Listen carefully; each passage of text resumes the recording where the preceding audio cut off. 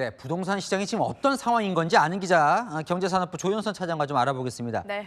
일단요, 서울의 경우엔 전역으로 지금 상승세가 확산되고 있는 거예요. 네, 그렇습니다.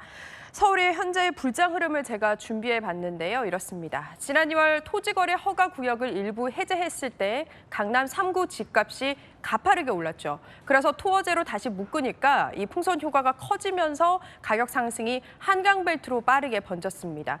이제는 마포, 용산, 성동, 이른바 마용성을 넘어서 노원, 도봉, 강북 등 노도강 지역까지 상승세가 확산이 됐는데요. 일부 지역이긴 하지만 서울과 인접한 경기도까지도 뜨거워졌습니다. 전형적으로 오르는 추세를 지금 보여주고 있는 건데 네. 경기도에서도 지금 최고가를 경신했다는 거죠? 그렇습니다. 성남 분당구에 있는 한 아파트를 예로 들어보겠습니다.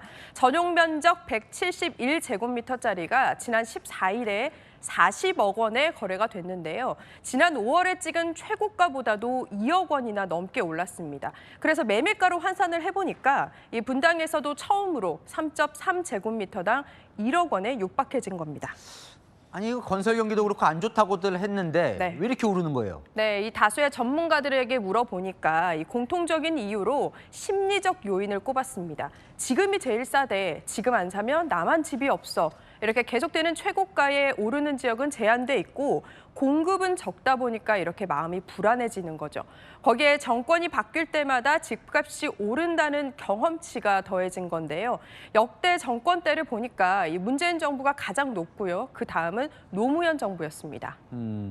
심리를 안정시키지 못했다. 심리적 네. 요인. 이게 그럼 정권 바뀌어서 진짜 그것 때문이에요? 이게 시장이 안정을 찾기 위해서는 집값 상승 기대감이라는 거를 잡아야 하거든요. 하지만 기준금리 인하로 유동성이 풍부한 데다가 이 서울 아파트 공급 부족이 예상되니까 좀처럼 이 심리가 가라앉지 않고 있습니다. 실제로 1년 뒤 집값 상승을 점치는 주택 가격 전망이 44개월 만에 최고치를 나타냈습니다. 그래요? 전망이 그렇다면 계속 불장이 지금 이어질 거란 예측들이 많나 보죠? 그렇습니다. 제가 부동산 전문가들 좀 다수에게 물어봤거든요. 그랬더니 일단 하반기까지는 최고가 경신이 계속 나올 거라는 게 지배적이고요. 다만 정부의 첫 번째 부동산 대책이 나오면 이 서너 달 정도는 잠시 주춤할 거라는 의견도 있었습니다. 하지만 이재명 대통령이 밝힌 공급 대책만으로는 집값 잡기가 쉽지 않다는 분석도 있는데요. 일반적으로 착공부터 입주까지 3년 정도 시차가 발생하기 때문입니다.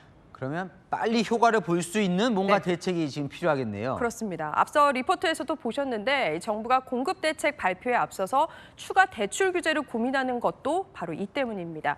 전문가들 역시 가장 빠르게 집값을 안정시킬 수 있는 방안으로 대출 규제를 꼽고 있는데요. 한국은행은 최근에 정책 대출이 DSR 규제 적용 대상에서 제외돼 가계부채 관리에 어려움을 초래할 수 있다면서 이 정책 대출 규제까지 거론이 됐습니다. 하지만 부동산 대책을 준비 중인 정부의 고민도 깊을 수밖에 없는 게요.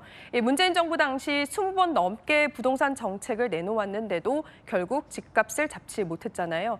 이재명 정부가 불붙은 부동산 시장을 어떻게 안정시킬지 이 시험대에 올랐습니다.